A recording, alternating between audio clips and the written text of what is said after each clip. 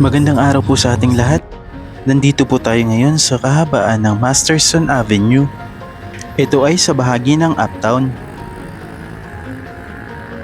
Tara na't samahan niyo ako para silipin ang latest update sa ongoing pedestrian overpass. Unti-unti na itong nabubuo bilang bahagi ng mas ligtas at mas maayos na daan para sa lahat. Samahan niyo ako muli at alamin natin kung hanggang saan na ang progreso ngayong December 22, 2025. Let's go! Ngunit bago ang lahat, gusto ko lang ipaalam sa inyo na nandito tayo ngayon sa bahaging ito ng Masterson na kung saan kakatapos lang gawin ang bagong drainage system. Ang proyektong ito ay mahalagang solusyon lalo na tuwing may malalakas na ulan.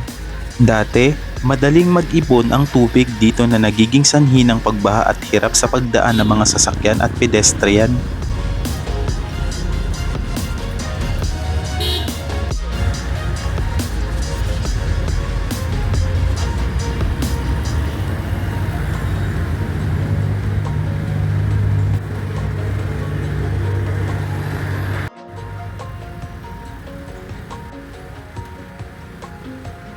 Ngayon, dahil sa mas malalim at mas maayos na daluyan ng tubig, mas mabilis nang umaagos ang tubig ulan papunta sa tamang lagusan. Ibig sabihin, mas kaunting tubig ang naiipon sa kalsada at mas ligtas na ang pagdaan ng lahat. Malaki ang benepisyo nito hindi lang sa mga motorista, kundi pati na rin sa mga naglalakad, mga residente at mga negosyong nasa paligid.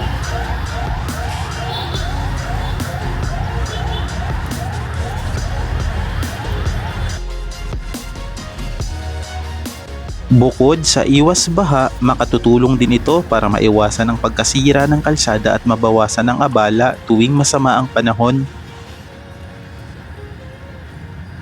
Isa itong patunay na sa tamang proyekto at maayos na plano, mas mapapabuti ang daloy ng trapiko at mas napapanatili ang kaligtasan at kaayusan sa komunidad.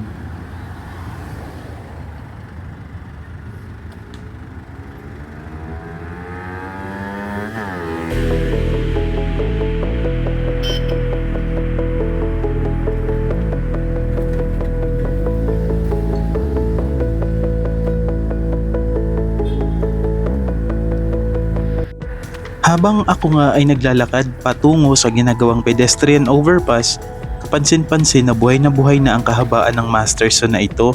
Makikita natin ang iba't ibang negosyo na patuloy na umuusbong, mga tindahan, kainan at serbisyong araw-araw na pinapuntahan ng mga tao. Hindi lang ang mga negosyong ito ang nagbibigay sigla sa lugar, kundi pati na rin ang mga residenteng nakatira sa paligid. Araw-araw na dumaraan dito ang mga manggagawa, estudyante at pamilya. Kaya lalong nagiging mahalaga ang pagkakaroon ng ligtas at maayos na pasilidad para sa lahat.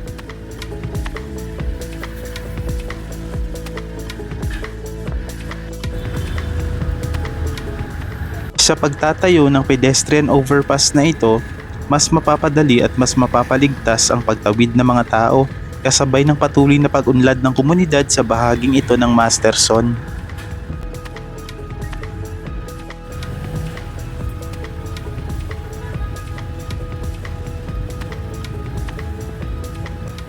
At andito na nga po tayo ngayon sa harap ng ginagawang pedestrian overpass at ito ang ating kasalukuyang update. Makikita natin na nakahanda na ang bakal na gagawing pillars na malinaw na palatandaan na tuloy-tuloy at may malaking progreso na ang proyektong ito.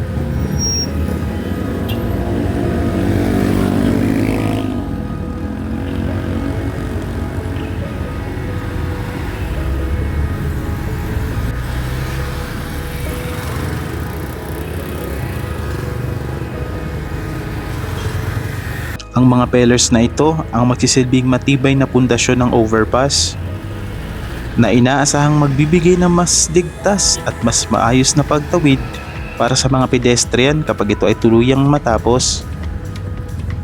Unti-unti na nga nating nasisilayan ang anyo ng proyektong ito na magiging malaking tulong sa araw-araw na buhay ng mga dumadaan sa bahaging ito. At sa araw nga na ito, Mapapansin natin na tahimik ang lugar at wala tayong nakikitang aktibong gumagawa sa site. Wala ring heavy equipment na umaandar at mukhang nakapos muna ang construction activities. Gayunpaman, makikita pa rin ang mga naunang nagawang bahagi ng proyekto tulad ng mga naitayong pillars at iba pang istruktura na patunay na may nauna ng progreso. Habang nandito tayo sa bahaging ito ng ginagawang pedestrian overpass, kapansin-pansin na mabigat na agad ang daloy ng trapiko kahit 2:00 pa lamang ng hapon. Ipinapakita nito kung gaano ka-busy at kaimportante ang rotang ito sa araw-araw na galaw ng mga sasakyan at tao. Sa hinaharap, malaking tulong ang pedestrian overpass na ito para mabawasan kahit bahagya ang trapiko. Kapag hiwalay na ang pagtawid ng mga pedestrian at ang daloy ng mga sasakyan, mas tuloy-tuloy ang takbo ng trapiko at mas kaunti ang paghinto ng mga sasakyan sa gitna ng kalsada. Pero bukod sa overpass, kailangan din ng iba pang solusyon tulad ng maayos na traffic management, tamang loading at unloading areas, disiplina ng mga motorista at pedestrian, at sapat na traffic enforcers lalo na sa oras ng kasagsagan ng trapiko. At sa pagtutulungan ng pamahalaang lokal at ng komunidad, posibleng unti-unting gumaan ang trapiko sa bahaging ito at maging mas ligtas at mas maayos ang pagdaan ng lahat.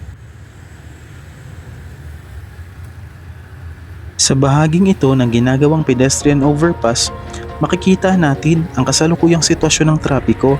Kapansin-pansin na mabigat ang daloy ng mga sasakyan lalo na tuwing rush hour na nagdudulot ng pagkaantala sa pagbiyahe ng mga motorista at pasahero. Isa sa mga solusyon upang maibsan ang trapikong ito ay ang pagtatayo ng pedestrian overpass. Kapag tuloy-tuloy na itong magagamit, magkakaroon ng hiwalay na daloy para sa mga naglalakad at mga sasakyan. Mas magiging ligtas ang pagtawid ng pedestrian at mas tuloy-tuloy ang daloy ng trapiko sa kalsada. Bukod dito, mahalaga rin ang maayos na traffic management, tamang signage, disiplina ng mga motorista at sapat na traffic enforcers. Posibleng bahagi ito ng schedule ng proyekto. Maaaring may paghahanda, inspeksyon o pansamantalang paghinto bago muling ipagpatuloy ang susunod na yugto ng konstruksyon. Patuloy pa rin nating babantayan ang update sa pedestrian overpass na ito at magbibigay tayo ng panibagong ulat sa sandaling magpatuloy muli ang mga gawain dito. Nandito nga tayo sa bahaging itong malapit sa DSWD kung saan makikita na natin ang mga naitayong pillars ng ginagawang pedestrian overpass. Ang mga estrukturang ito ay malinaw na indikasyon na may patuloy na progreso ang proyekto kahit pa unti-unti ang takbo ng mga gawain. Ang pagkakatayo ng mga pillars ay mahalagang bahagi ng konstruksyon dahil ito ang magsisilbing pangunahing suporta ng overpass. Kapag tuluyan na itong matapos, inaasahang mas magiging ligtas at mas maayos ang pagtawid ng mga pedestrian sa bahaging ito, lalong-lalo na sa dami ng dumaraang sasakyan.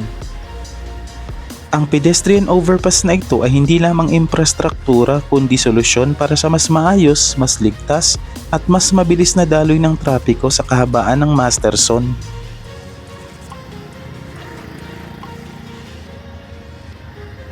At dito nagtatapos ang ating update sa ginagawang pedestrian overpass dito sa bahagi ng Masterson. Makikita natin na unti-unti nang nabubuo ang istruktura at malinaw na may progreso ang proyekto. Mahalaga ang proyektong ito hindi lamang para sa kaligtasan ng mga naglalakad, kundi pati na rin sa daloy ng trapiko sa lugar. Sa pamamagitan ng pedestrian overpass, magkakaroon ng hiwalay na daloy ang mga pedestrian at mga sasakyan na tiyak na makakatulong upang maibsan ang bigat ng trapiko, lalo na sa mga oras ng kasagsagan. Bukod sa mas mabilis at tuloy-tuloy na pagbiyahe, mas magiging ligtas din ang lahat, mga residente, estudyante, manggagawa at motorista.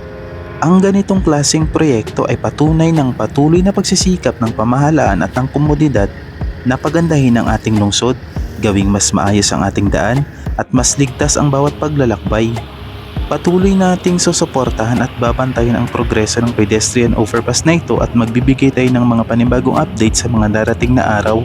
Muli, maraming salamat sa inyong panonood at samahan niyo pa po ako sa susunod na update para masilayan ang patuloy na pagbabago at pag-unlad dito sa Masterson's Avenue. Ito po si Kuya Ganap. Kung nagustuhan mo ang video na ito, maaari nyo po akong i-subscribe at sundan nyo po ako sa aking Facebook page at maraming salamat muli. Next time!